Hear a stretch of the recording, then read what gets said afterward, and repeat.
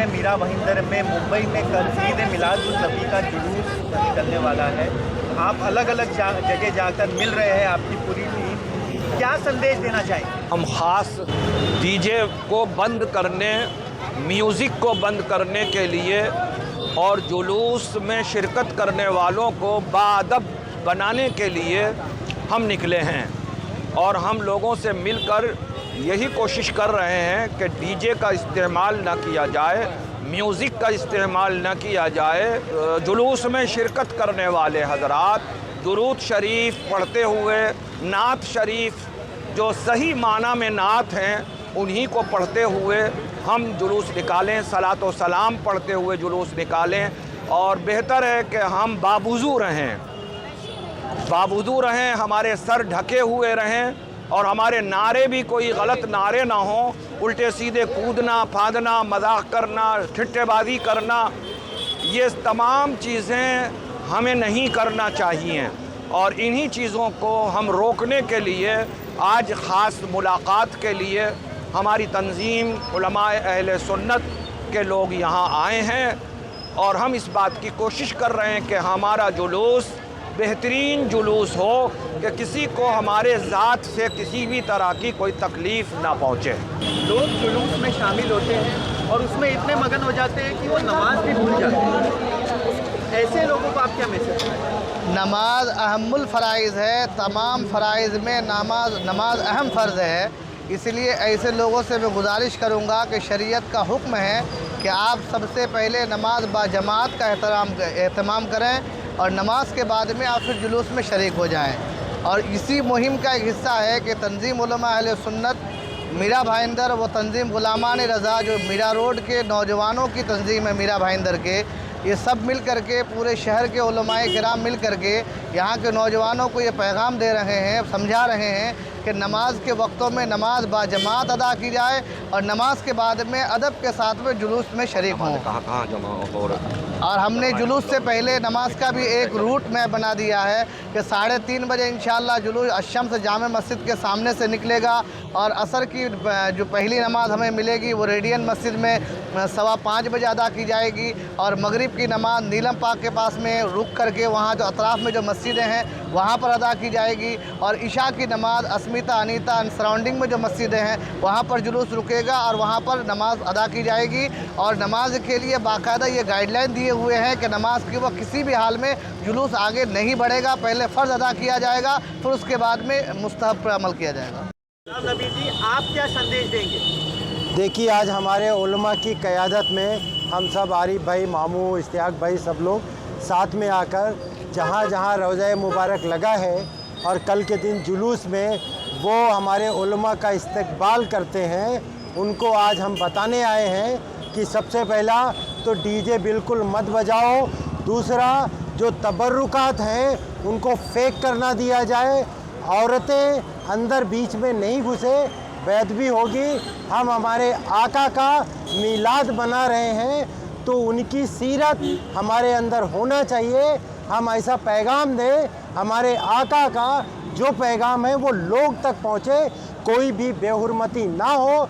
और इस तरह अगर कोई करेगा तो हमारे उलमा इकराम ने बोला है कि हम उनका इस्तकबाल कबूल नहीं करेंगे। आरिफ भाई, जैसे कि हमको पता है कि बैनर काफ़ी लगते हैं, उसको लेकर आप क्या संदेश दें? उसके लिए मैं यही कहना चाहूँगा कि जितने भी इंतज़ामिया कमेटी पूरे मीरा भाईंदर में जहाँ भी और पूरे देश में जहाँ कहीं भी झंडे लगते हैं उस झंडे पे ला इलाहा इल्लल्लाह मोहम्मद रसूलुल्लाह लिखा होता है। हम हमारे आका से इतनी मोहब्बत करते हैं, फिर बाद में 3 दिन के बाद वो झंडे ज़मीन पे दिख रहे होते हैं या कोई उसको उतारने वाला नहीं होता या उसको कोई देखने वाला नहीं होता। लगाने के टाइम पे बहुत शौक़ और ज़ौक़ से लगाते हैं लेकिन उतारने वाला कोई होता ही नहीं, फिर लोगों को ढूंढना पड़ता। फिर कोई एक ऐसे लोग होते हैं जो बेचारे निकाल रहे होते हैं। लगाने के लिए आपने लगा दिया तो जिस तरीके से आपने मोहब्बत में लगाया है वैसे ही आप निकाल के 3 हो गया, 1 दिन हो गया, 2 दिन हो गया, आप प्लीज़ मेहरबानी करके झंडे बैनर जितने भी लगाएं वो निकाल के रख दें ताकि अगले साल आप वापस यूज़ कर सकें उसको तहा के अपने पास घरों में रख लें ताकि अगली बार यूज़ कर सकें, पैसे भी बचाएं। अगले साल हर साल झंडा खरीदने के बजाय अब वो जो झंडे का पैसा है ना, जो वो पैसा आप गरीबों में तकसीम करें, उनको खिलाएं, उनको गरीबों को खिलाएं, किसी गरीब की मदद करें, किसी बीमार की मदद करें, ना कि हर साल झंडे खरीदने में पैसे खर्च करें।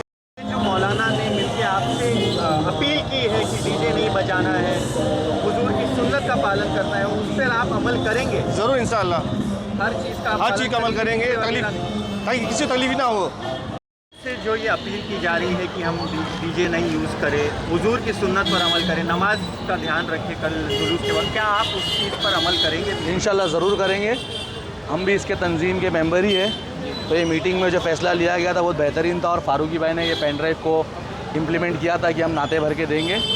तो ये अच्छा फ़ैसला है, इंशाल्लाह इस पर ज़रूर अमल किया जाएगा और मिलाद मुस्तफ़ा शरीयत के दायरे में रहकर बनाया जाएगा इंशाल्लाह। किसी को तकलीफ हम किसी को हम तकलीफ़ नहीं देंगे।